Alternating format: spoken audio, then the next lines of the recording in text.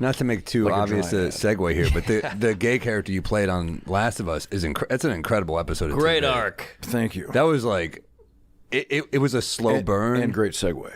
Yes, killer. But I mean, I was watching that and I was just like, the way it was like a short, it was like a film. It wasn't like an episode of TV. It was. I mean, and hats off to Neil Druckmann, who created the video game. But Craig Mazin, who did the show Chernobyl, and also Craig Mazin also wrote Hangover 2. Like What? Is that right? He has the most incredible arc. At the time, What a range. His son was on a Little League team that my woodshop sponsored. So one of my Little League dads, and he wrote movies like it's called Superhero Movie, at least a couple of the Scary movies. Oh, wow. So he's this great. Which ones did he write? Can you look it up? So he knows comedy. He's this great big brain that creates these satires of a form. And then one of my Little League dads wrote Hangover 2, and I was like, holy shit. It's so incredible. Cut to, he had the idea for Chernobyl, and nobody would make it, of course, because they're like, what, you're going from Hangover to this? And so he kind of had to make it on his own. He had to produce it himself, and of course, it won every award. Yeah, and is great. astonishing. I gotta watch it. Everyone's told me to watch awesome. it. I gotta put that on. It's incredible. It stopped us up in the beginning of the pandemic when it came on because it's fucking Chernobyl. Like nothing is more bleak. Yeah. It's a true depiction, and like people are melting from radiation and shit. So we shut it off for a year and a half. And then came back to it, and it's worth it. It's that actor from Mad Men, right? It's Jared Harris. Yeah, that guy's incredible. Son of Richard Harris. Yeah. Oh, I didn't know that. That guy could put him back. Richard really? Harris? Yes. He was like a legendary director. Yeah, they would. I mean, those guys and Peter O'Toole and what's his name? I believe it was a Sir now. Probably. Yeah. They would, Oliver Reed, they would do Shakespeare on the West End, and at intermission, they'd go across the alley to the pub, and the stage manager would have to go pull them back on stage for their entrance. And they, generally they would come out and successfully elocute Shakespearean monologue. They would destroy the audience, just totally shit-faced. There's these old Hollywood stories of Spencer Tracy being such a blackout drunk that the studio would hire people to shadow him and have to like carry him into a car so there wouldn't be an article. And you're like, holy shit. Not stop drinking. It's like, oh no, we'll help you. Right. We'll help you get this drunk. Shepherd.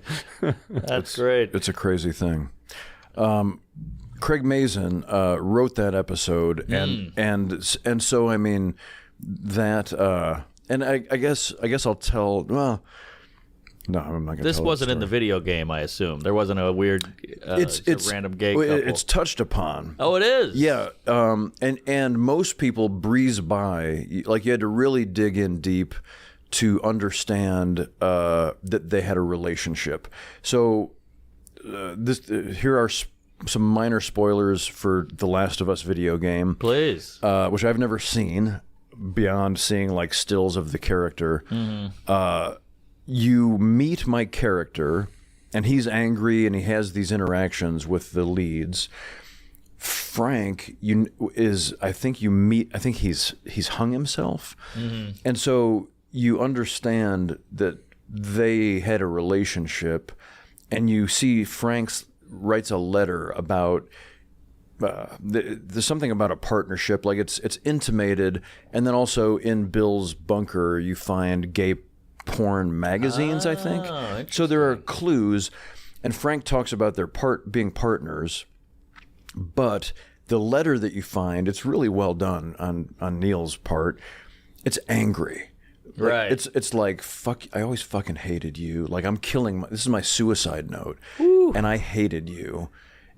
But if you get all the clues, you're like, oh, you were lovers. Like, yeah. This is a marriage. You got to hand it to. We've come a long way since Frogger. Depth and relationships, totally, and hidden meanings. Yeah, this has all the nuance of. I feel like video games make more money than movies now, right? It's pretty crazy. I gave me personally, in the late 90s, I played a couple games and lost a couple weeks to them. Oh, yeah, I had that. Banjo-Kazooie and Earthworm Jim. Oh, I loved Earthworm Jim. And it was the same guy. This is all about Scott King. The guy who gave me my first Lagavulin was the first couch I surfed when I got to L.A. And he's a wonderful, brilliant brainiac. We made a really weird movie called Treasure Island that I'm really proud of. It was at Sundance in '98. Mm-hmm. I was couch surfing with him. He was a gamer, and he was like, hey, I just got these 2 new games. Do you want to basically eat pizza all day for 2 weeks and play video games? And I was like, yeah, man. Hollywood is awesome. Yeah.